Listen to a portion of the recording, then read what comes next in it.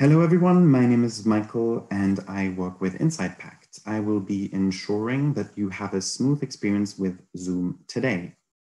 Welcome to today's webinar, Preparing for the New Normal, International Trade in a Post-COVID World, which is part of the United Nations Virtual Forum on Responsible Business and Human Rights 2020. Our panelists are very excited to be sharing their thoughts with you today. Please note that the chat room will be disabled due to the number of participants. After the panelists speak, there will be a Q&A session.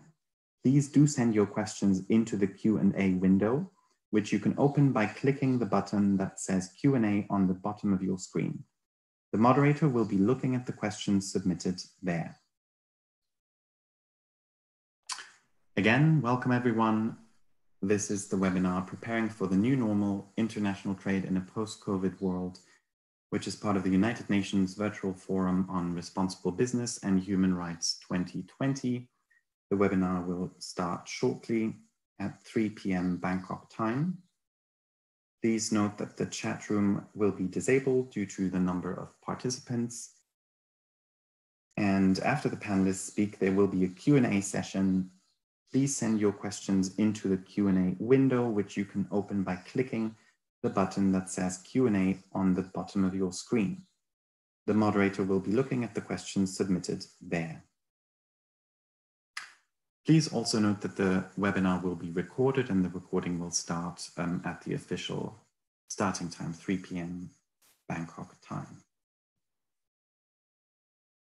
Once again, my name is Michael and I work with Insight Pact, and I will be ensuring that you have a smooth experience with Zoom today. Welcome to today's webinar, Preparing for the New Normal, International Trade in a Post-COVID World, which is part of the United Nations Virtual Forum on Responsible Business and Human Rights 2020. Our panelists are very excited to be sharing their thoughts with you today.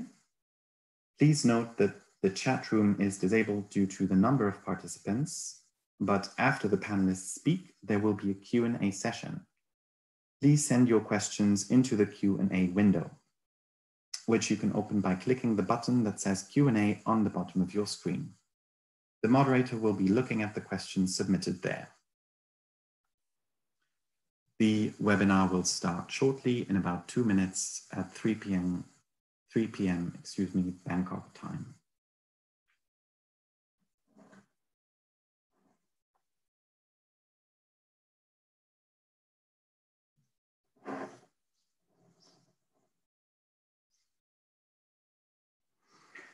Welcome to this webinar, Preparing for the New Normal, International Trade in a Post-COVID World, which is part of the United Nations Virtual Forum on Responsible Business and Human Rights 2020.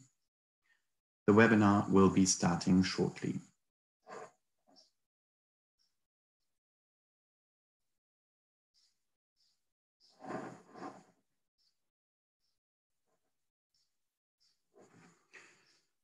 Welcome to this webinar, Preparing for the New Normal, International Trade in a Post-COVID World, which is part of the United Nations Virtual Forum on Responsible Business and Human Rights 2020. The webinar will be starting shortly. It is now 3 p.m. Bangkok time. I'm going to start the recording of this webinar now, and I will also hand over to the moderator. Thank you very much. Thank you very much, Michael. And welcome to everyone attending this session on Preparing for the New Normal, International Trade in a Post-COVID World. My name is Sean Lees, and I'm your moderator today. I'm also a business and human rights specialist for United Nations Development Program. I am joined today by an illustrious panel of 5 people. Mia Mikic, the Director of Division of Trade, Investment and Innovation at UNESCAP, Ms. Madeleine Taninha, Head of Unit for Trade and Sustainable Development and GSP at DG Trade, European Commission, and Dr. Do Chi, Director and Chief Labor Researcher at the Research Center for Employment Relations in Vietnam. I'm also joined by Ms. Joyce Chow, Director, Asia Pacific for Amfori. Mr. Stephen Olson, a research fellow from Heinrich Foundation, also joins us and we will be speaking to them hopefully in that order. At this time, Madeleine, who is based in Brussels, is having some technical difficulties, but we'll sort those things out before her time has come. In the meantime, let us go ahead and start the conversation with my dear friend and colleague, Ms. Mia Mikic. Ms. Mikic, allow me to begin by asking you to give us a quick view of how COVID-19 has been impacting economies in South and Southeast Asia, well, in all of Asia for that matter, and perhaps give us an idea of how the COVID-19 pandemic has been impacting on vulnerable groups in particular. For those of you who are not here in this room, and that's many of you, Mia's actually joined me here at the SCAP Conference Center. Out of respect for social distancing rules, I will slide to the side of the screen. Thank you. Hello, everyone, and apologies for disturbing your vision. I hope you will not suffer any seasickness or motion sickness because of this. But we thought it's easier logistically to do it from one room. And let me thank you, Sean, very much for giving SCAP the opportunity again to partner with UNDP and other, of course, international organizations in putting up this forum, particularly in these extraordinary times. It has been challenging, but I think because of that and because of the issues that have been brought to the surface through the crisis, we have, I think, extremely large number of participants and attendants in the forum, and I think this contributes to the richness of the discussion, and hopefully we will also get quite a number of questions to expand our own views here. Now, of course, I'm delighted to be on this panel because of the expertise that is being put together through the presence of my fellow panelists. I'm also anxious because what Sean asked me is a complex question, and I do have very limited time to address that. So let me just go on with it. But I should start by saying that this crisis must not be seen as yet another crisis, just as the COVID-19 must not be treated as just another flu. We have got completely different phenomena to deal with, and I think the World Bank prospect report that was issued yesterday with the most recent estimates actually opens by saying this is a global crisis like no other. And the reasons for that, the reasons for this enormity of crisis that we have at hand, that the drivers are complex and they reinforce each other and actually add to that complexity. So let me try to unpack that by just quickly saying what are the transmission channels of these crises. First of all, it started as a health crisis. It started as a human-to-human transmission of the virus. And in the situation where we had no vaccine, we still don't have any vaccine, we had no effective treatment, we are still not much better in that front either. The only response that governments were able to come up with was really to go into the containment policies and into something that IMF got to call the Great Lockdown. So that combination actually then triggered both supply and demand shocks. And these were then also joined by, in some, not in all countries, but in some places, with tightening of global financial conditions, with some sort of a quick adjustment of the currencies, etc. So the crisis that we know from the recent past, the most recent was, of course, the global financial crisis, was a demand crisis. There was no supply elements in that, not to this extent. The disruptions to the trade flows, etc., that we know from before, from natural disasters, were again different crises. So this is a very different situation. And what are the actual impacts of this? They, of course, first and foremost, at the level of human loss, of immediate loss of lives, but also in a longer term, because many of the victims of COVID, if they survive, they come out with long-term sickness and health complications, which will affect their work productivity and the quality of life, and not to speak about the head bills, etc. So there are these sorts of impacts.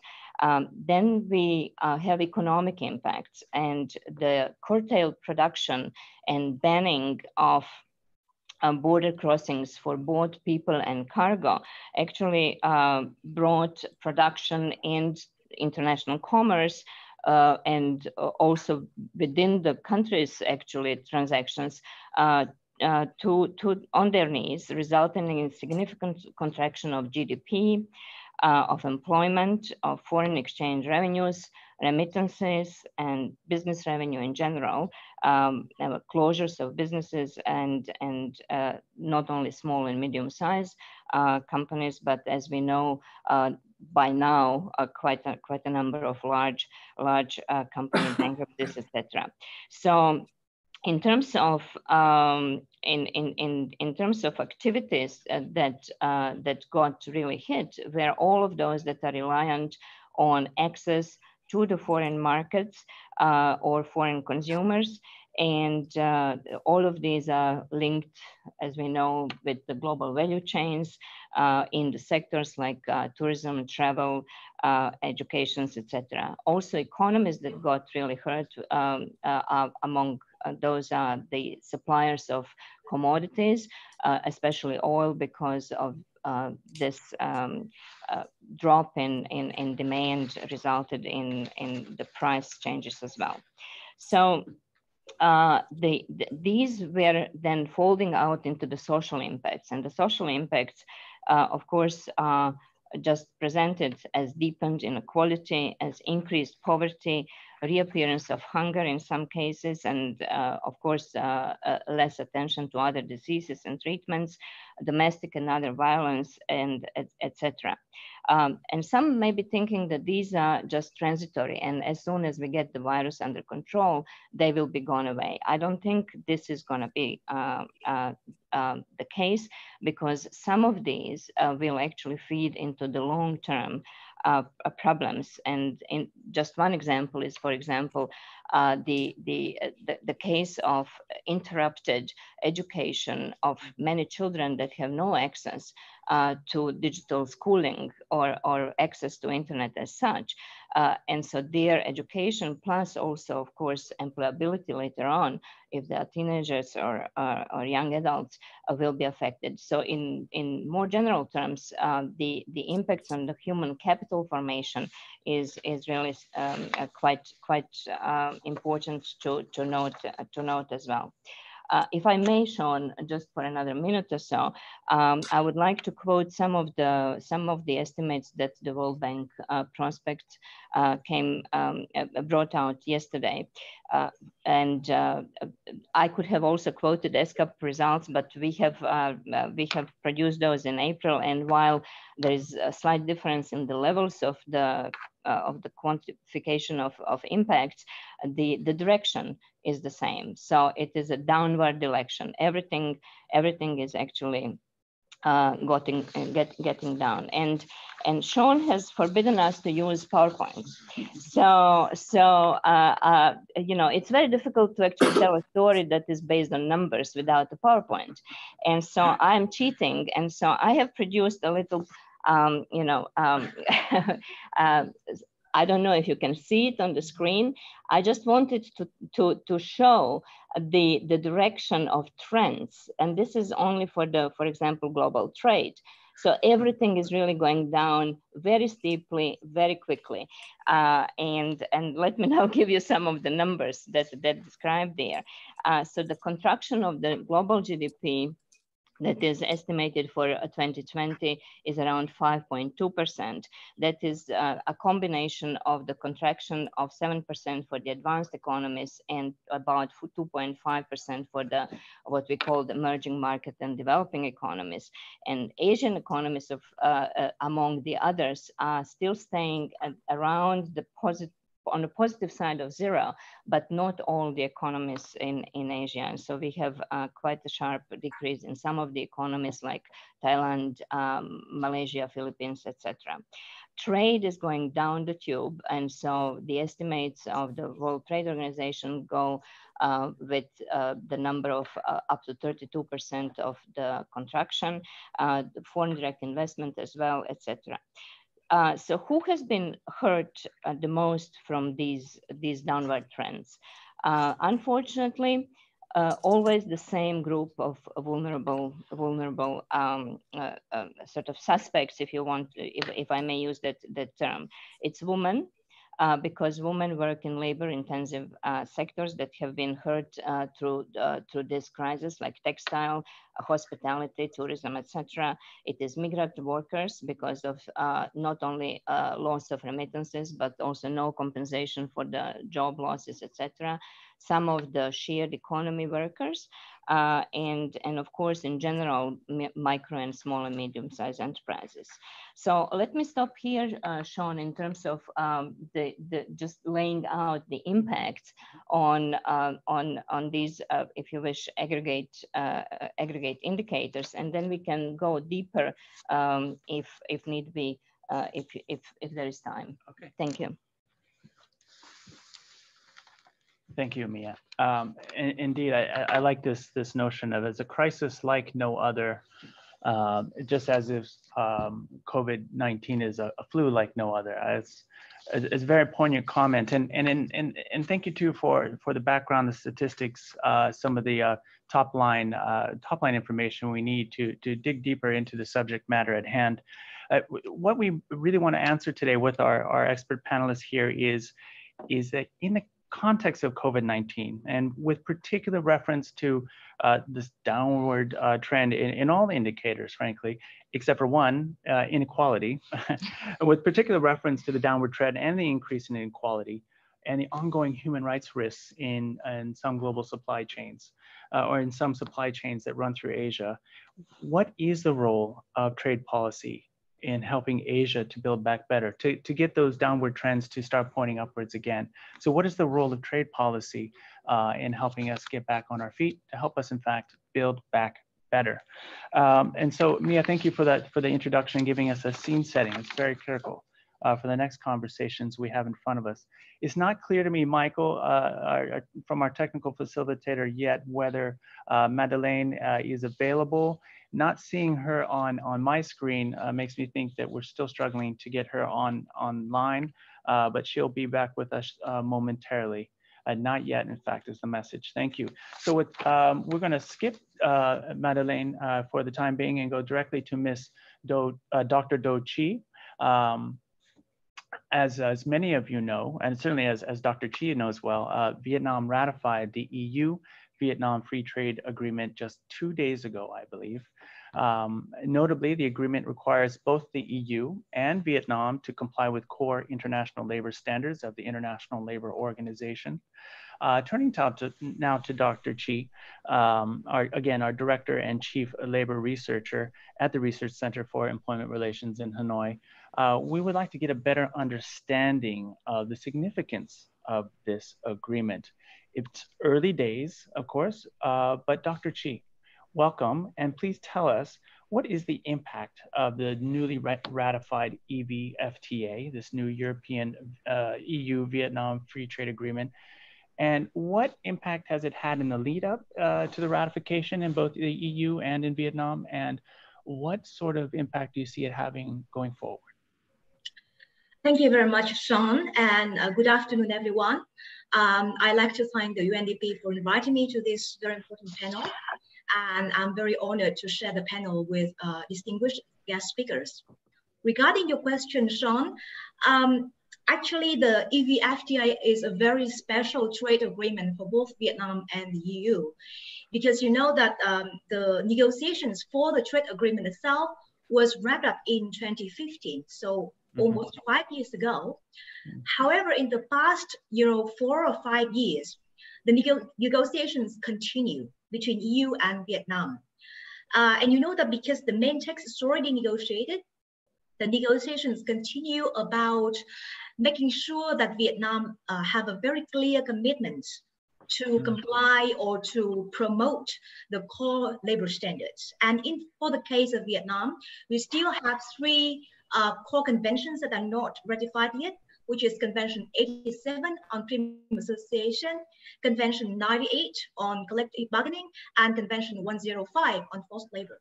So actually the EU Commission and EU Parliament have played a very strong role in pushing for the Vietnamese government to be very clear about the roadmap to ratify these conventions. And as you mentioned earlier, the Vietnamese National Assembly ratified Convention 98 last year. And just 2 days ago, the National Assembly ratified the EU-Vietnam FTA, and just 1 hour after that, the National Assembly also ratified Convention 105. And Convention 87 is about to be ratified by 2023. But even before the Convention 87 is ratified, the Labor Code of Vietnam has already been revised significantly. And it incorporates a lot of new international labor commitments. And most important of which for this context is probably the fact that the labor code allows for the workers to organize themselves into independent unions. Independent unions here means that they do not have to affiliate with the traditional National Trade Union Vietnam General Confederation of Labor at the workplace level. One more important impact of the EU-Vietnam FTA is that the sustainability trade development chapter 13 in the agreement requires that both parties have to set up their domestic advisory group. We call it the DHE mechanism. So the DHE mechanism is important for Vietnam because it allows for the civil society and the trade unions to join in the monitoring of implementation of the agreement. This is totally new, and if you are familiar with the context of Vietnam, you know that this is really a major step forward for the civil society engagement in terms of policy making, in terms of monitoring of the international trade agreements. So, I mean, there have been a lot of skepticisms about the impacts of the EU-Vietnam FTAs on Vietnam, because they say, well, this is totally externally imposed system from the EU to Vietnam.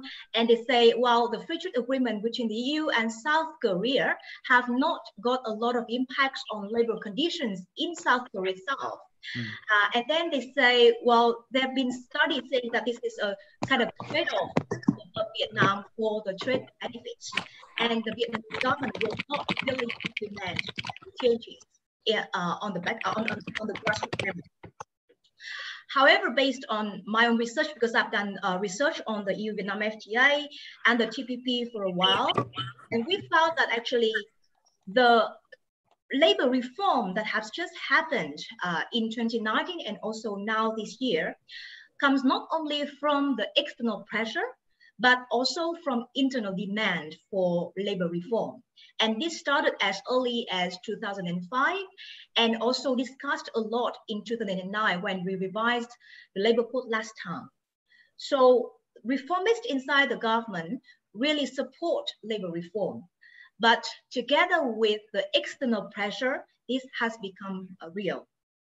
Second is that in TPP, Trans-Pacific Partnership, Vietnam also made major commitments in terms of labor reform. But different from this FTA is that in this EU-Vietnam FTA, the Vietnamese side has more freedom to design the labor reform that is best fit for our conditions, for our situations. And another point, which is very much related to the theme question that you raised for this session, is that research have shown that social upgrading will facilitate economic upgrading. Economic upgrading may or may not lead to social upgrading, but social upgrading will surely facilitate economic upgrading. And so among the Vietnamese policymakers, there have been a growing trend of people believing that ratifying EU-Vietnam FTA and also having major labor reform is also an opportunity for Vietnam to get ahead of the regional competitors, especially now you have the post-pandemic world where people emphasize more on sustainability and the supply chain is changing. So we believe that to be more sustainable, to have more labor rights, better labor rights for the workers will be a way to be more competitive in the international trade arena. So I must say finally that it's still too early to say whether the EU-Vietnam FTA will have any major impacts on the ground, because right now we have the policy level, we have legislation level, but we don't know about the impacts on the ground. However, I think that at least the reforms now allow for internal debates, public internal debates about the labor reform and the engagement of the CSO, which is a major improvement for Vietnam society.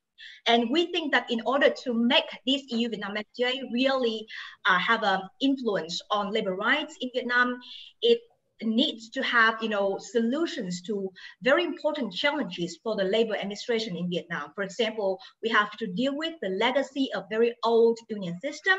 We don't have the experience and capacity of labor administration to deal with the new independent unions. This is totally new for Vietnam, and also to balance between labor rights and the need to have stability for business development. Thank you. Wow, Dr. Chi, I knew that you would deliver some strong messages, but I feel inspired by many of the comments you've made now, particularly around CSO engagement, the space for more public debate on the implementation, particularly of Chapter 13, or through the domestic advisory group. This idea too that social upgrading is economic upgrading, and that could give you a competitive advantage is a powerful one. And I hope that other governments and business leaders, civil society leaders as well are listening in very carefully. It is a great way to start this conversation as we deep dive into the subject matter. And I do see that Ms. Tuin Ninh Ha is with us. Thao Ninh Ha, sorry, forgive me for mispronouncing your name, Madeleine. I see that she's joined us, and I think it's appropriate to revert back to the order of the speakers that we intended to start with, if only because we've just got done having that introduction to the EU-Vietnam Free Trade Agreement.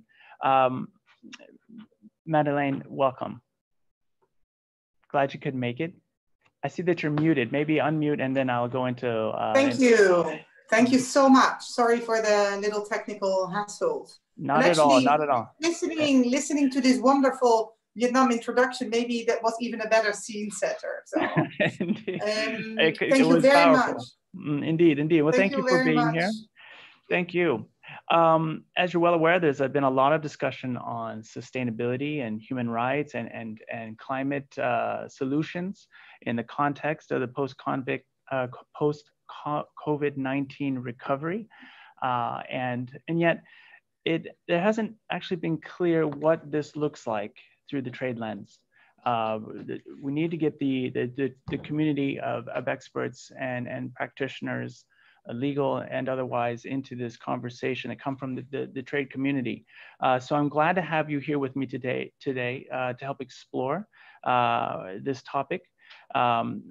Madeleine, as the head of the Unit of Trade, Sustainable Development, and GSP, you'll have a lot to say, I'm sure. My first question to you is this. How has the pandemic affected EU and EU trade? And what will recovery look like from the EU perspective? Thank you so much. And it's a big challenge to do this in 10 minutes. I'm going to raise a couple of points, but I think the very short is that what we see often happening in crisis is that actually pre-existing trends are accelerated. But maybe I'll start from a little bit a bigger perspective. So the EU is busy preparing for, at least DG Trade, my commissioner Hogan is preparing for a trade policy review, which was normally due for next year, but we anticipated that. And the reason for that is that the COVID crisis is having a profound impact on the global economy. And this requires a reassessment of how a trade policy and investment policy can contribute to the economic recovery and strengthening an open model of strategic autonomy. So actually we will be having consultations this year to precisely discuss this matter. The second is that the overall context in which the EU trade policy now operates has changed dramatically in recent years. So the COVID, as I said, has accelerated many trends that existed, rise of unilateralism and economic nationalism, increasing calls for decoupling, US-China rivalry, and I would add the rapidly increasing importance of climate and environment as reflected in the EU Green Deal. In terms of timing, this will be a broad and inclusive process, and the commissioner is mid-June is expected to give a speech launching this, and then we want to conclude the review with the adoption of a new communication towards the end of the year. Now, some key elements that the review will need to address is what we started calling open strategic autonomy. We found that important as a trade, external-oriented community, that the open in strategic autonomy, which is a terminology that certainly has rapidly emerged in the COVID crisis, but to keep that open is very important. This will allow us to continue reaping the benefits of the international trade and trade dimension and exert leadership in that sphere. And at the same time, have the tools in place to protect ourselves from unfair practices and assertively enforcing our rights. So it's a bit of a balance between a Europe that's open for business and a Europe that protects its people and companies. Now, key issues, just a few highlights: how to ensure greater resilience in supply chains, how to best support economic recovery and long-term growth, how to pursue a green, sustainable and digital objectives, what is the role for due diligence schemes, what can be done to support SMEs, and how to advance our level playing field objectives internally and externally. Sustainable value chains and due diligence will need to be an important part of the recovery to build a resilient economy. The recovery of the economy should, on the one hand, mitigate adverse impacts on workers, companies, and supply chain in the future, and at the same time, keep our primary objectives of safeguarding international trade, keep our markets open, and discourage import and export restrictions. Now, all of this, certainly, as I say, does not mean we will abandon our values agenda. On the contrary, sustainability is an integral part of rebuilding the resilient economy. And a lot has been going on. As you probably, those following the files, we've been stepping up and strengthening the TSD chapters over the years. And we continue with our commitments to do so, with a stronger sustainability focus also on the multilateral level. We are engaging at the WTO on that. And there will also on the internal front be legislation in development that has a strong external connotation, mandatory due diligence. On the FTA front, I think it's fair to say that a lot will shift to implementation since we have now so many agreements in place.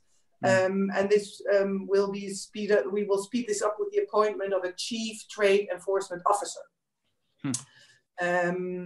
This chief trade enforcement officer was announced by the president of the commissioner at the start of this new commission last year.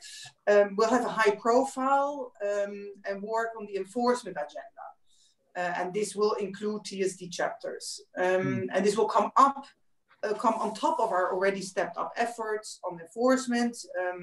I could mention the dispute we have with Korea on labor reforms. And this should come in place anytime soon. And I think the particular thing that this will give us is the procedures, the right procedures to manage and handle complaints, and the political standing to structurally monitor that. Likewise, in GSP, we will continue engagement and monitoring. And as you know, we are preparing for a review of the GSP regulation. Now, the difficult economic situation is not over. Trade is slowly starting to increase again. As I said, sustainability will remain critical. So we will continue with our multilateral and unilateral agenda. I think within that, and that is an assessment we're doing now with the teams both on FTAs and GSP, there is, of course, we need to give due consideration to the devastating impact of the crisis. But that doesn't mean that enforcement of rights and the pursuance and compliance with international conventions is not there. We are engaging through projects. The DG Development is also busy with us to help the capacity where needed on this. And we are in close contact with the international organization. I think we can also expect that on the green front, we will be stepping up efforts to integrate the external dimension in all our trade policy tools. A new normal is an opportunity to address some of our global challenges, and not a return to business as usual. Maybe a final message. Takes all to tango, not one, two, but all players. Values is not just about EU exporting or monitoring its standards. As you know, we build on international standards, both in GSP and in our FTAs. It is also not something that only the EU believes in. See the developments in responsible business conduct and due diligence. And we've been in touch over the last 3 months with many business companies with due diligence as part of their long-term strategy perform better in coping with the crisis and recovery. And I'm glad to see that an increasing number of countries also take this to heart. And I'm even glad to be here on the panel with you from Vietnam, because for me, it is a good example. We've engaged with the ILO and in Vietnam over the last years to assist in labor reforms and prepare for the FTA. We see an incredible determination to take up labor reform and due diligence. We know it is a huge challenge. We will be happy to continue to assist, and it requires political and technical determination to set out such a path, integrating sustainability. In other words, to change and transform societies and integrate sustainability really requires ownership and desire to pursue this. It is not trade policy alone that as sort of a police agent will be able to achieve this. Key stakeholders, business and governments are involved. And for me, the game changer that is coming up is really the due diligence agenda. Internationally, it's gaining an incredible recognition, but also on the EU front, we will be developing mandatory legislation to be presented next year, which will build on international standards, but that will only give an additional push. Okay. Thank you very much. Excellent. Another incredible set of strong messages on the relationship between trade and building back better.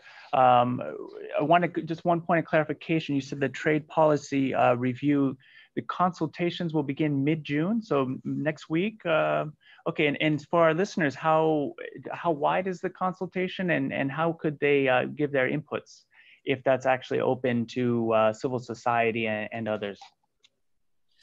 Well, it is a consultation on EU trade policy, so within the EU, but everybody is of course free to answer. I believe I'm not leading on this, but I believe that the consultation and the document will be put on our website. Okay. So you can contribute in that forum to it.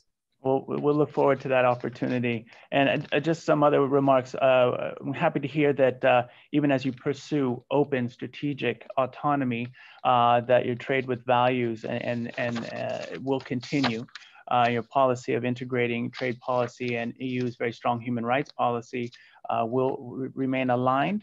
And in that context, I'm also glad to hear that your Chief Trade Enforcement Officer position, or that this role will be created and probably given a very robust terms of reference. So all very good news, and all trending in a similar direction as we recover back better together. So thank you very much, Madeleine.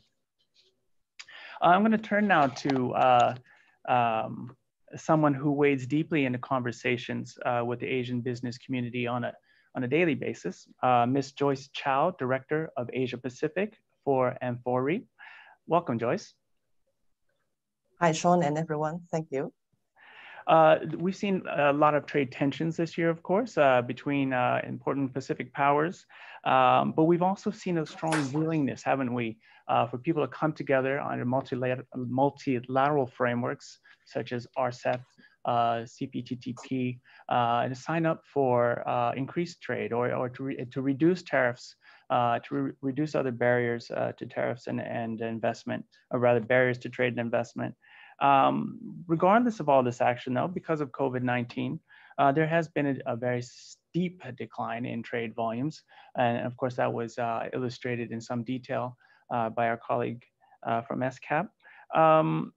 Tell us briefly how a reduction in trade flows during this COVID-19 period is having an impact on labor rights in Asia from your perspective. Thank you, Sean. And hi, everyone. Good afternoon or good morning. Depends on where you are.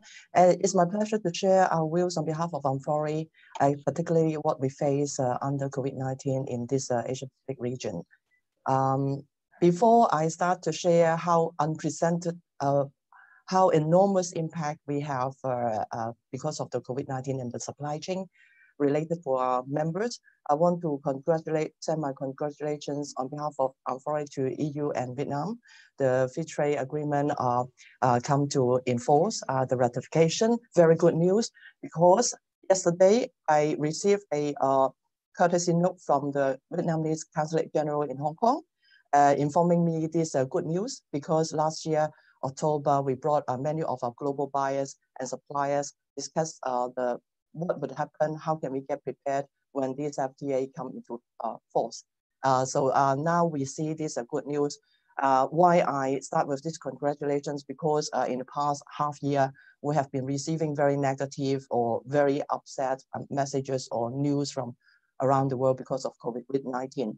Vietnam is our top 5th sourcing country in globally. So out of 10 top sourcing country, 9 are located in Asia Pacific. So in China, India, say Turkey, Bangladesh, and Vietnam. So it's the 5th top sourcing country. We have more than 300 members actively sourcing from the country. So we look forward to have this FTA become in action. So back to your question, Sean. Yes, the impact to say labor rights in Asia because of COVID-19 is unprecedented.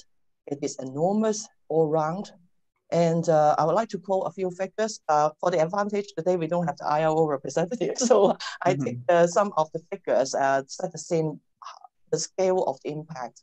According to the ILO's April research note, they describe COVID-19 impact on the global workforce is the worst global crisis since World War II. Yeah, and we can't agree more. Increased layoffs, reduction in wages and working hours can affect up to 1.25 billion workers globally. And this has not included the 2 billion workers from the informal sector. So this is setting the scene. And if you look at some other research like ITUC, International Trade Union Confederation, it also shows that, say, 100% all countries in Americas and Europe are facing the hardest hit ever because of this pandemic. And 76% in Asia Pacific, the companies are having workers losing their jobs. So you can imagine how big the impact on the supply chain could be. Our member source the goods covering 21 sector, mainly in fast-moving consumer goods. Basically, what you see or where you eat every day are the products we trade globally. Our database direct suppliers cover more than 60,000 factories from 100 countries. So it is a big impact for everyone. So when the COVID-19 crisis started, many companies rely on suppliers in Asia refuse to pay orders. So the cancellation of orders is the biggest impact. Those figures I quoted is global. We do have our unique survey done in April. So personally, we have set up a COVID-19 task force led by our chairman and president. Say in April, we sent out questionnaires to our key member-based country. We received over 160 feedback from our key members. We also call our key members in 12 countries. Around 50 of them responded, and all of them, over 90% of our members who are buyers, retailers, and brands from over 40 countries, they responded that they have been experiencing high impact on their business because of this pandemic. And over 70% of the members who responded to us faced decreasing consumer demand and led to cancellation or delay of orders. And from the producer side, we sent out questionnaire and we received over 400 questionnaire completed by producers located in top 10 sourcing countries, and they are all located in Asia Pacific. Over 70% producers said because of the pandemic, they faced the cancellation of sales orders by buyers. So it's the biggest challenge is cancellation of orders. So this is the generic and the general situation. When we zoom in some of the Asia countries, for example, we see the development of the impact doesn't have necessary good development on. We know many governments have been trying very best to provide stimulus package to support producers, buyers, or business to recover. But in some ways of those adjustment of laws may not be the wish what we want to see. For example, recently we saw the announcement of the relaxation of the labor law, for example, in India, try to support the business. However, if they give this suspension of certain labor rights up to 3 years and give the liberty to individual states to decide to what extent they exercise this liberty. So we see there's some potential risk. Of course, our members, we do respect local law, but our buyers, when they implement the Unforeign Business Social Compliance Initiative Code of Conduct, we will stick to the requirement and stick to the spirit of social responsibility when doing business. So this is one of those concerns we see the challenge, but hopefully with the recovery from the pandemic, this kind of situation won't continue. I mean, we don't need this kind of adjustment. Then we can limit the risk. Say, for example, in Bangladesh, according to SRHR, they have done a survey also, and they have estimated the labor force in Bangladesh, the RMG, ready-made garment industry. They have employed about 3.6 million workers in the country. But because of the pandemic, and they have also done the estimation due to the cancellation or postponed orders, they caused about $3.17 billion, leading to job cuts, layoffs, mass termination, or delayed payment. So this is some of those challenges. We need to support our members, how to work closely with the suppliers. So recently we have received the news, for example, in Bangladesh, it was reported a 46 factory couldn't pay the salary. And we immediately reached out our members who source from the country. We identified potential links to those factories and send our reminders and make sure they have done a good job in monitoring this and be responsible and try not to cancel the orders. So much about the impact. I don't want to talk about just impact. I want to also supplement before I close my answer to you. I want to highlight a few things we have been doing to tackle these challenges and impact. For 30 seconds, Joyce, if you don't mind, 30 seconds. Yeah, sorry. Yeah, I think what I want to highlight is that we issue in April the responsible purchasing practice guidance. Now is replicated and cascaded to our supply chain. Hopefully members can adopt it and in cooperation with the producers. Last but not the least, we just announced yesterday, John, you will be happy to know, Amfori officially endorsed the UNDP COVID-19 rapid self-assessment for business. And we have cascaded these tools to our members and their supply chain. So we will see the impact later. Thank you for that. Thank you so much, Joyce. You've given us a lot to think about, and important statistics too. 76% of workers losing their jobs, and pointing to cancellation of orders as having one of the biggest impacts on labor rights. Well, obviously to economies and by extension to labor rights that there are. You noted too, you're concerned of relaxation of labor laws in some countries. I'm wondering, to tie back to more firmly to our trade discussion, what is your opinion on labor provisions in trade agreements? In your view, is the inclusion of labor and sustainability provisions, do they have any, or do they have a role? Do they have a real impact, or do we need to make them stronger? It is an interesting question, the second part when you say stronger. But first of all, the answer is definitely yes. We are happy to see the inclusion of such provisions in trade agreements because, I mean, Vietnam, the FTA with EU is the best example. It drives also the spirit helping a business to speed up the pursuit of the UN SDG Sustainable Development Goals. Trade agreement shouldn't be separated from all what we call about sustainable development. It should be part of the core elements. So we are happy to see this is the way now we are moving forward. So the answer is definitely yes. It also aligns with Amfori, our trade. We believe trade can provide social and environmental and economic benefits for everyone. So the FTA embedding this element is an effective tool. However, when you say, do we need to make it stronger?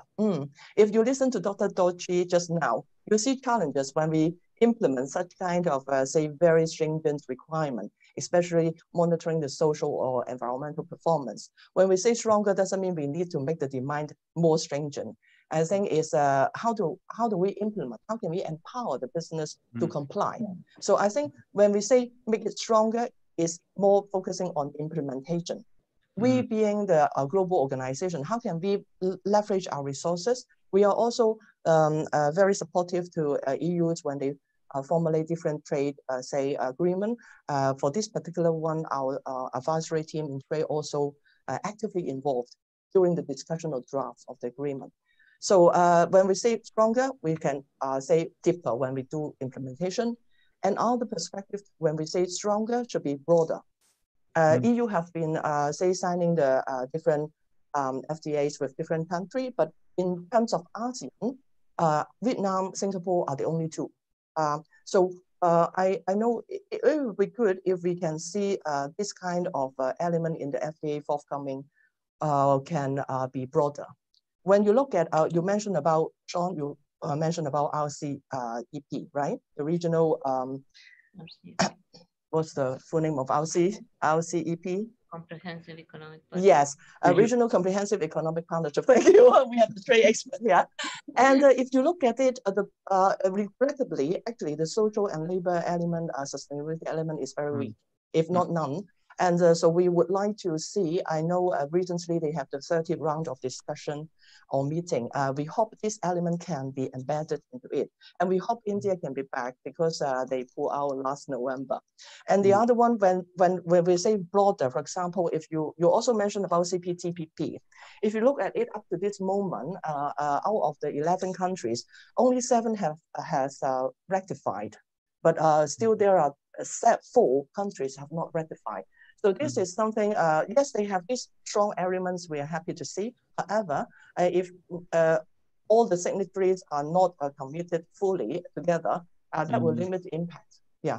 So last but not least, I think IPA can also means our support as a CSO. Yeah, if you categorize us as CSO, I think we can work closer together and with government.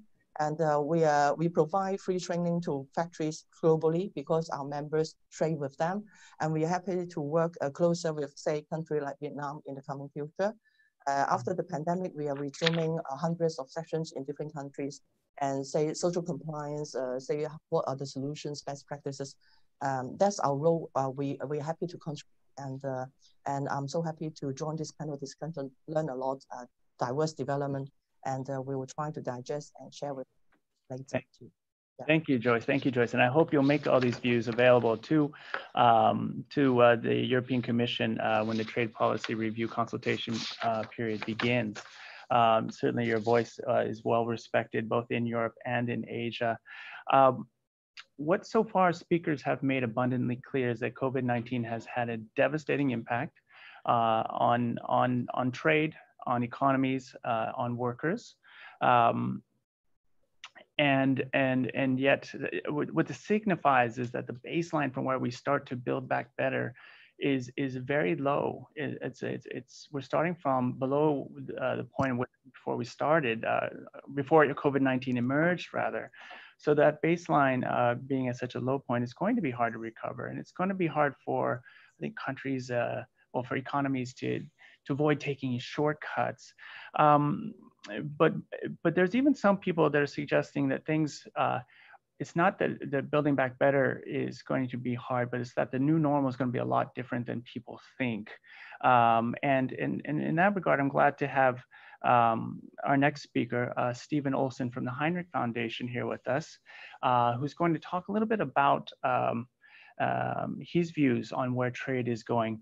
In a recent South China Morning Post opinion piece, which has gotten a lot of traffic, Stephen wrote that, quote, global supply chains will make far less sense in a post-COVID-19 world, and that, quote, the 7-decade honeymoon for trade may be over. Stephen, welcome. Thanks, Sean, very much. On behalf of the Heinrich Foundation, it's a real pleasure to be here. Good afternoon to everyone. Steve, what did you mean by this? Before you continue and take this off, I need to know, what did you mean when you said the 7-decade-long honeymoon for trade may be over? What does the picture look like going forward? Sure. Here's what I would say, Sean.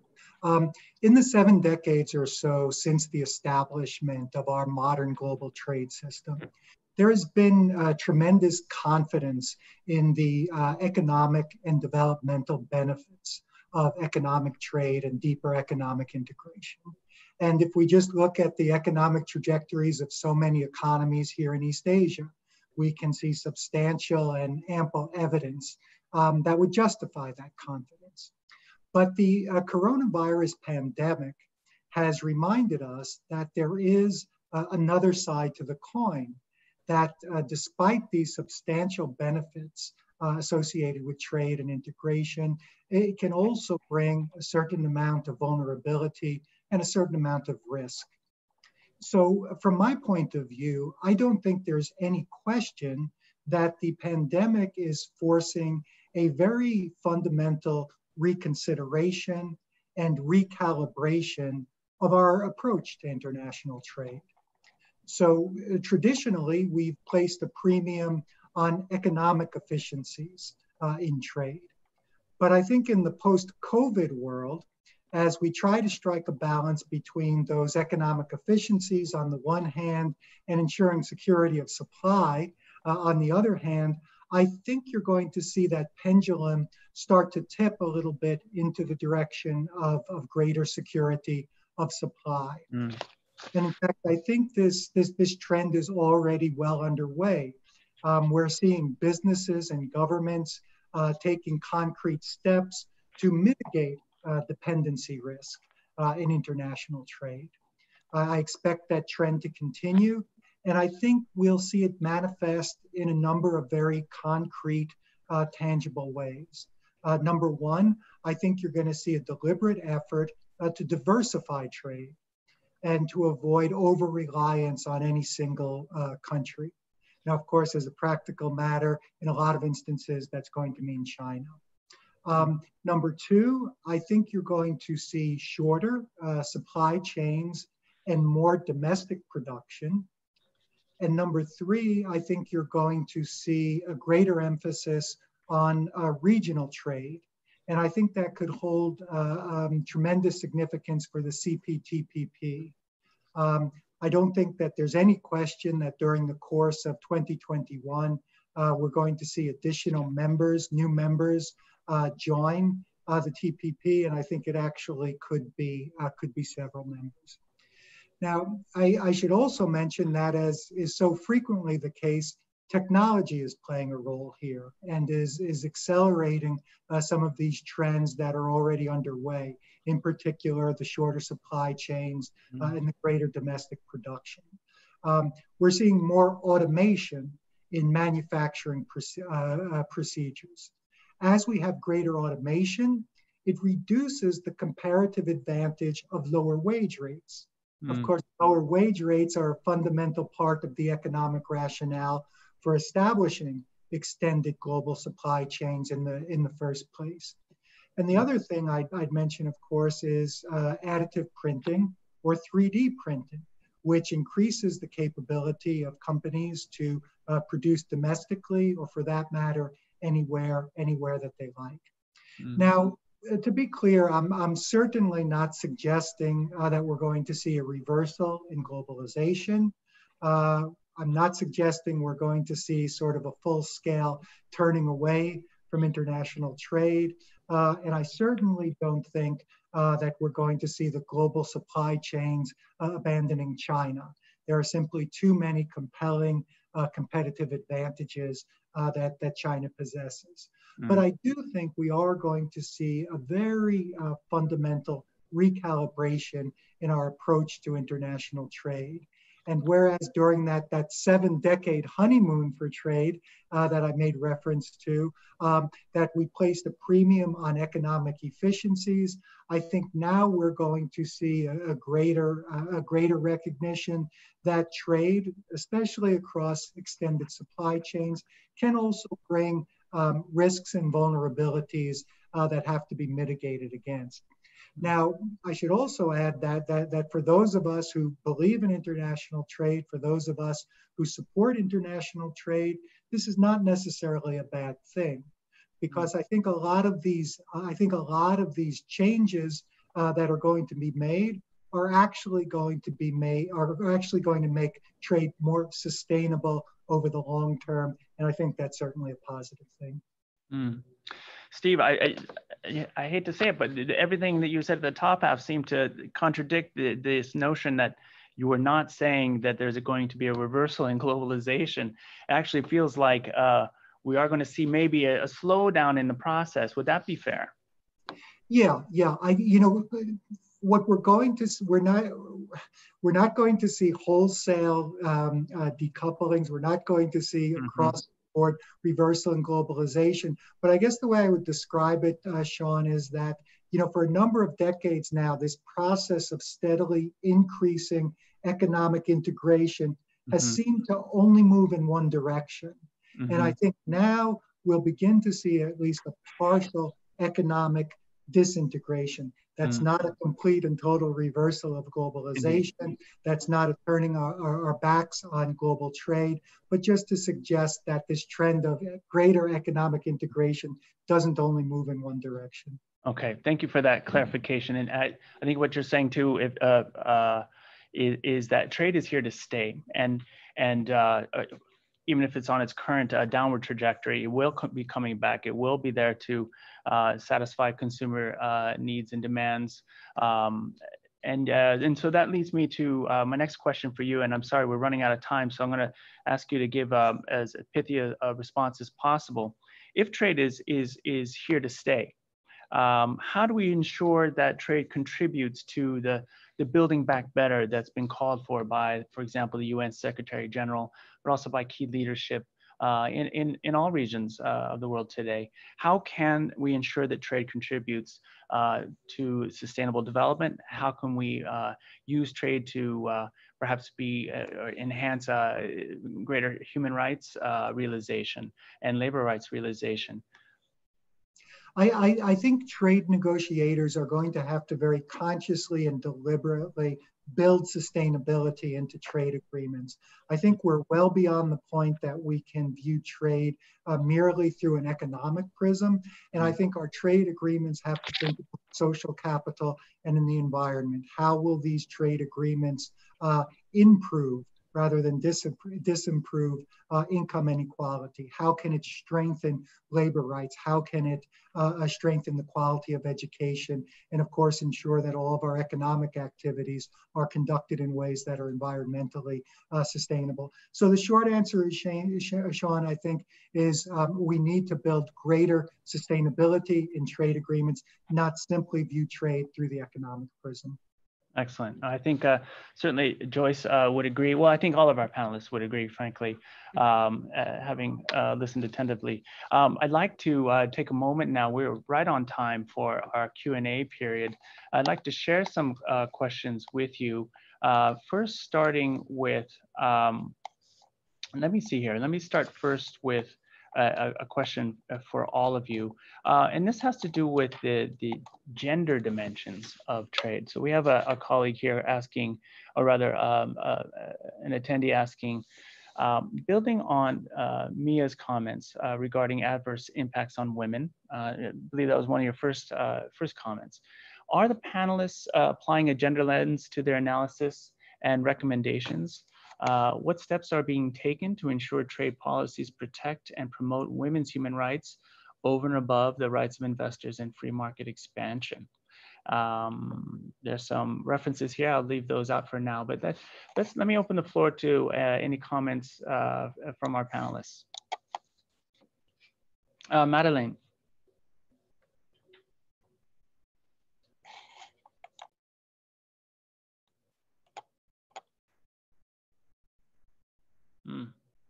Unmute. Sorry, I had difficulties unmuting. You probably saw that. I'm working on an iPad. We did. We were there. I mean, we are very busy with gender. And I say very because it's quite a challenge to identify exactly the trade dimension to it. We carried out a study with the help of the ITC last year, and which led to a conference organized by Commissioner Malmström. And we didn't identify any trade barrier. And the typical thing you do in a trade agreement is remove a trade barrier. What we already have in trade agreements is non-discrimination. So that is part of the ILO conventions, and that is core in that. Now, of course, the story doesn't end there. What we see is the added value of using trade as a platform. We've seen that, for example, for promoting RBC. It's not that we include new rules there, we promote international standards, but we've developed an enormous amount of projects and engagement with business, with trade unions, with stakeholders, starting in Latin America, but also in Asia. So gender, using it as a platform is certainly in connecting the right people at policymakers and business levels important. The other thing we saw is that gender issues when it comes to international trading are quite similar, the problems identified quite similar to SMEs. So with this, probably when you solve and address SME issues, you also have to a large extent gender. Now we have gender in our agreement, so we do develop activities. We have a joint declaration with Canada, where we have a very active action plan. And we are discussing and looking also at gender mainstreaming, if I can look that word. What does it mean in other chapters? At WTO level, we are very busy with the question that was posed, the gender lens, and how do you apply a gender lens in negotiation? And I think we will continue to see more of this. It comes up in every FTA, so it has an important focus, and we are doing a lot of analysis because there's a lot of analysis to be done. As a final word, we're conscious that the COVID crisis actually has also exacerbated gender issues, and the situation, at least studies show that the situation of women has not improved on the contrary. So it is a point of close attention. Okay, great. Thank you very much. Thank you very much, Madeleine. Mia was distracting me. I was trying to write another question down, but in fact, do not let me forget that Mia is a part of this panel, even though she's sitting right here in the room with me, among other supporters of this agenda and this session. Mia would like to respond as well to that question. No, sorry, Madeleine, you don't know about our agreement that I will be sliding in and out in front of the of the camera here, because we are sharing the same equipment. So I just wanted to add, thank you very much for what you said on the gender lens, etc. But I think what in addition to what is necessary there is really to put more of the women influencers into policymaking.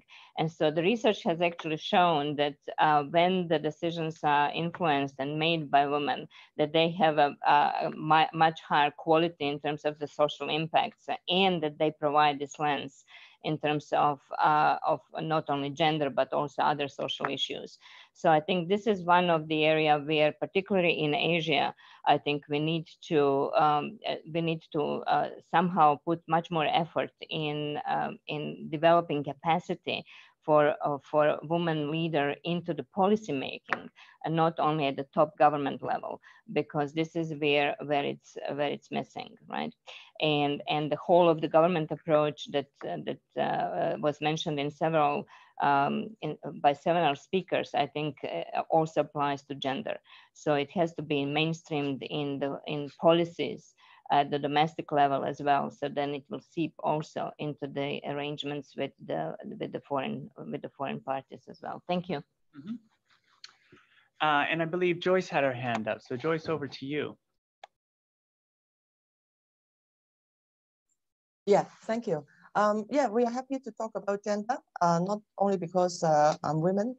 We have been actively working with partners like International Organization for Migration and also UN Women. And we have launched, we have also signed up to support the gender lens policy to cascade this importance of be considerate to a women workforce. It is quite industry specific. For some industry like textile, they employ lots of women workers. And when we touch the point of migrant workers protection, and women migrant workers are also, even within China, domestic migrant workers, women are also need to have extra care or attention. So we have been providing different training to different countries tailored for local context. Even we're talking about the same thing, gender lens or say women empowerment.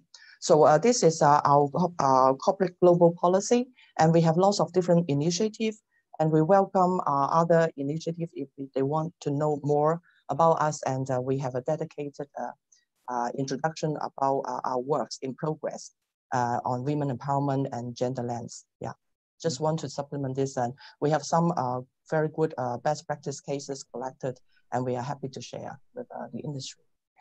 Thank you, Joyce. Thank you very much. And Dr. Chi, a question that I had has come up in what I had originally intended to ask you, but it's come up in the question answer board as well, is, in fact, there's two. The first being, do we already see some movement towards towards the formation of independent trade unions in Vietnam?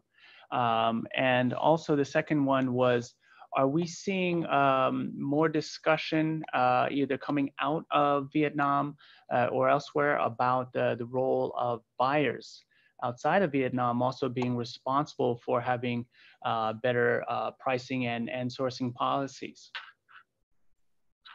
Thank you, Sean. First of all, regarding the questions of the movement towards independent unions, this is very much related to the questions of gender that we have just discussed. Because you know that most of the exporting industries for Vietnam, especially to the EU, is dominated by women. Unfortunately, women only play the majority in the rank and file group. So rank and file women, but at the management level and the union leaders level, we don't have a lot of women. Actually, it's the rate is very low, 20 to 30% only. So when we talk about independent unions, under the EU-Vietnam FTA, it also means that this gives the door for more rank-and-file women workers to become independent union leaders, and so they can voice up. Regarding the formation of independent unions, I think that there have been a lot of interest, but because you know that the new labor code will only come into effect the 1st of January next year. Mm-hmm. So it means that now it's all preparation, and this is quite a sensitive topic still, because we have a very big national union organization, which is VGCL, and they may potentially see the formation of independent unions as, you know, competitive force for them. So yes, I know that they have some preparation going on, but whether or not, you know, these unions are ready to be formed, I cannot say right now. Mm-hmm. So the second question is about buyers being more responsible. Yes, I must say that the COVID-19 pandemic has led to two diverging trends for buyers and suppliers, at least in Vietnam and also in other countries. The first trend is that the bigger buyers who are more sensitive of public image tends to become much more sustainable by, like Mr. Onsen said, they want to cut short the supply chain, they want to focus on the better, more responsible suppliers, etc. But then, you know, the suppliers that can fit with the buyers, you know, new sustainability strategy tends to be the bigger ones. But the SMEs, which is the very smaller one, have a less voice in choosing which buyers they want to work with, or what kind of orders they want to produce, etc.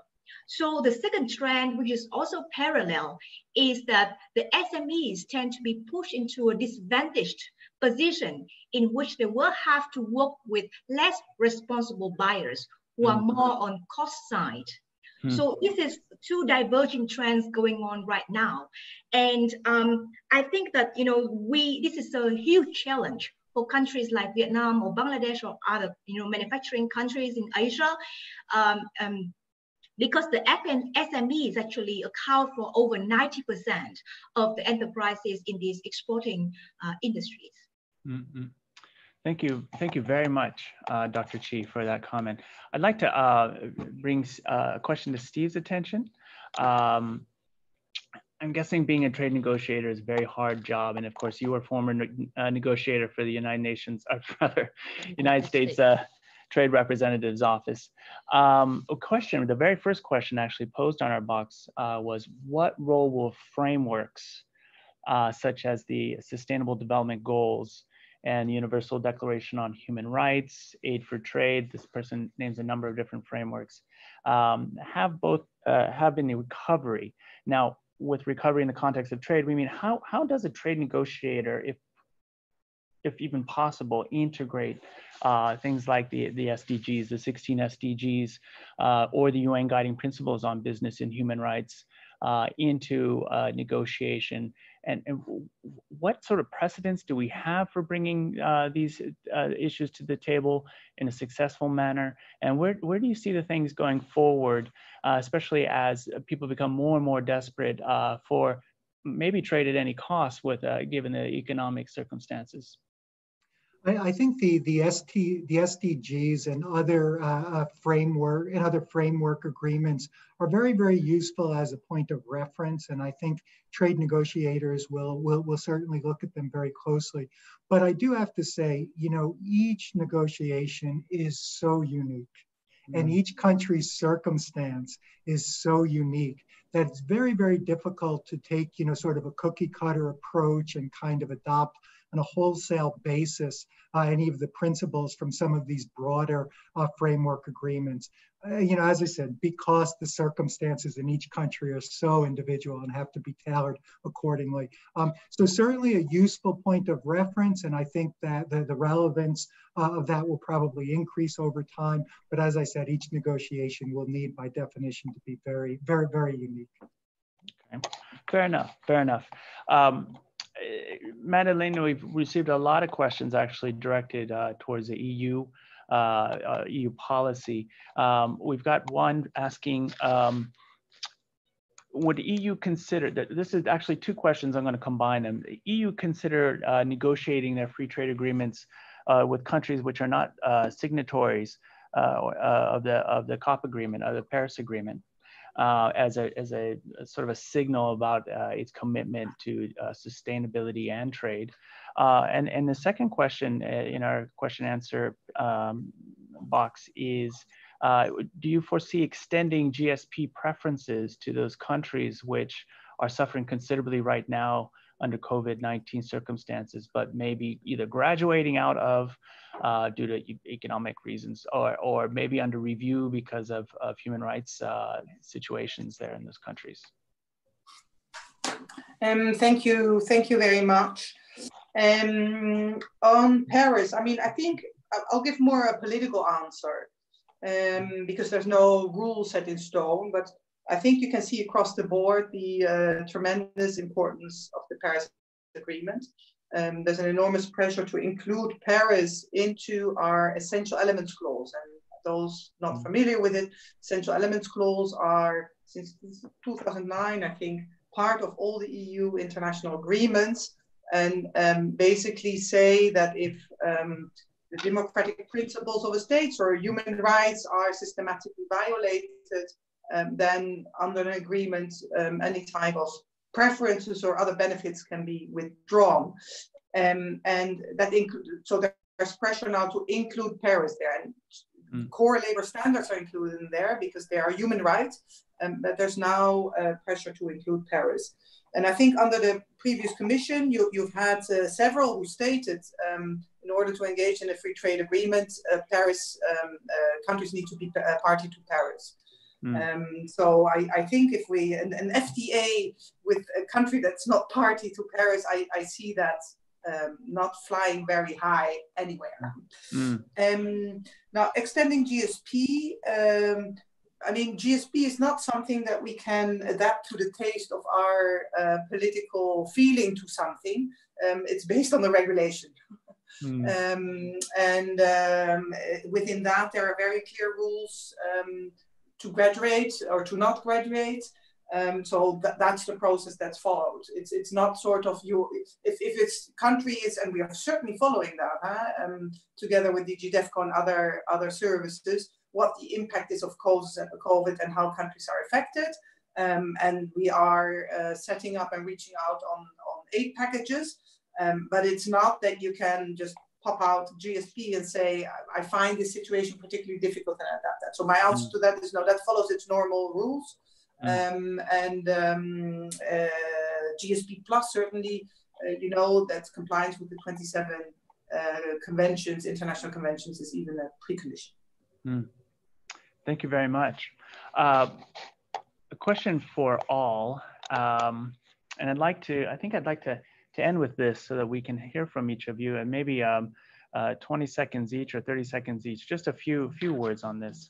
Do we need a monitoring mechanism to see which governments' trade policies are in line with UN guiding principles on business and human rights?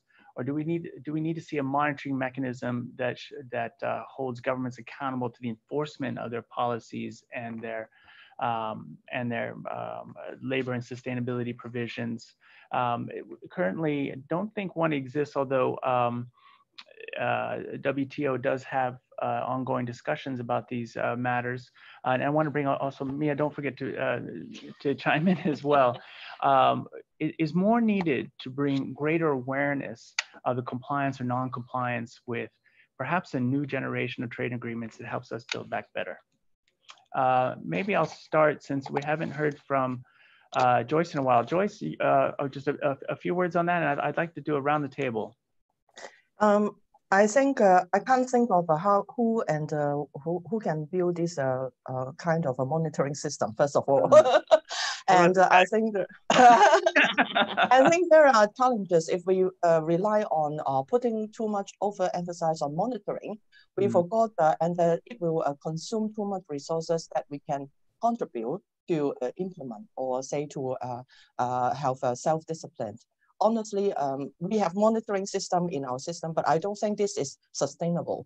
The best way is we have already very good mechanism like ILO Convention. We have different mechanism doing it. Maybe not integrated yet. I would encourage more integration of existing mechanism rather than create a new one. Okay.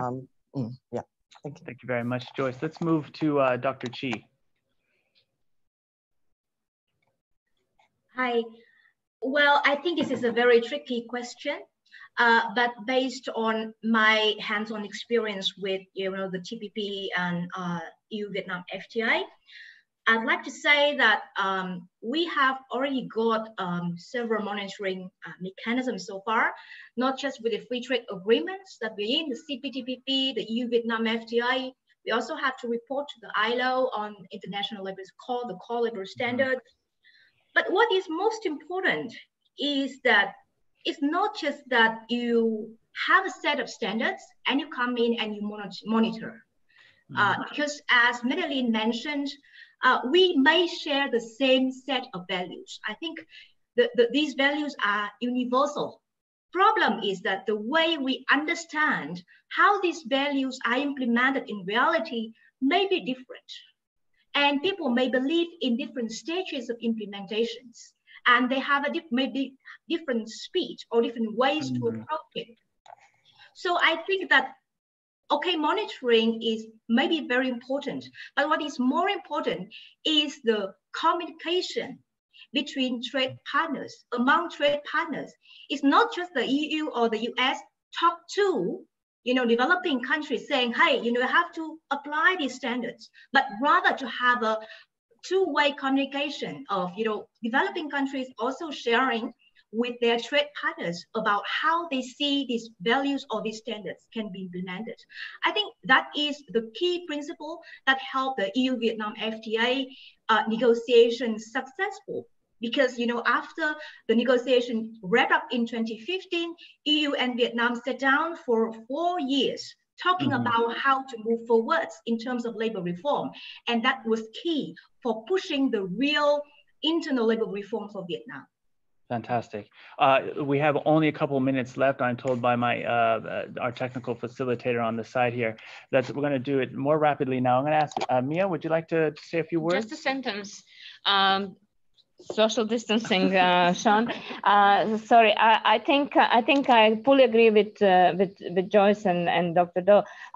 It is the matter of really implementation, and adding another formal monitoring mechanism will not really achieve much. Plus, also, I think we need to trust individuals, society, and consumers to be also a good judgment of who is following the proper standards, and leave it to them, and it would make a big difference. Okay, very good. Yep. Madeleine, just a few words. Yeah, just a few words. I mean, 3 points. Point 1 is these monitoring mechanisms, as I see in the ILO, they're extremely important, but don't make other layers, make them efficient. Because if the ILO monitoring becomes inefficient, we get everything in the trade agreement. And I think that the origin of what we work on is ILO. MEAs could do better on the monitoring mechanisms. Many MEAs, not all of them. Number 2, trade policy. I mean, it is compliance with international conventions. If trade policy as such, I don't think is in compliance. It will often be either a domestic legislation or the implementation of a domestic legislation. So it's not trade policy as such that is the problem. And the third comment I wanted to make, indeed, I totally agree. You need local expertise and local buy-in. These are the change makers. What we can do in the most efficient case is back them up, give it credibility. But in the end of the day, society needs to agree to go through changes to make it effective. Yeah. Fantastic, thank you. I got a shaking head and among all the panel members, including me on my right. Last word for Heinrich Foundation. Steve Olson, please, your thoughts. Sean, I'll keep it very brief. I think monitoring can be done in ways that are constructive or not constructive. I think if it results in useful information sharing on best practices that can help countries improve their circumstances, I think it can be positive. Enforcement, however, I think is a real Pandora's box unless it's conducted in the context of a free trade agreement or another agreement of that type. Thank you very much. to all of you, to all our speakers and our participants, I want to give you I wish I could give you a bear hug. That's not allowed anymore. It wouldn't have been possible anyways, even if you were here. But a really big thanks from us at UNDP, from UNSCAP, and of course our partners at Heinrich Foundation, which have co-partnered in bringing this session together. You know, some really important, the most important theme, if I may leverage my role as moderator, has been this aligned commitment from many different parties towards trade that recognizes it has a bigger role than just economic results, that it is aligned with our goals, whether they're under the SDGs or they are under the sustainability heading more generally. We've heard it from both Vietnam and the European Union representatives that trade with values is a very real thing. It's going beyond rhetoric. Vietnam is, I think, evidence of that. Certainly in the opinion of Dr. Chi, and M4E is obviously seeing these results as well on the ground. It believes firmly, as Ms. Chow has expressed, in trade agreements that do have labor provisions. Of course, strong labor provisions. The word strong has many different parts to it, and I was glad to have that unpacked for us.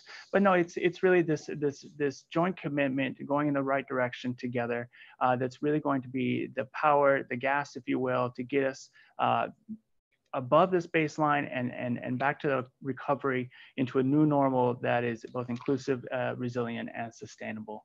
So I want to say on behalf of all the partners here at the United Nations, thank you very much for participating in today's session. Thank you. Thank you. Thank you, John. Thank you. Thank you for organizing. Thank you. It's been a real pleasure. Bye-bye. Thank you. Bye. Thanks, everyone. Thank you. Thank you, Sean. Thank you. Bye-bye.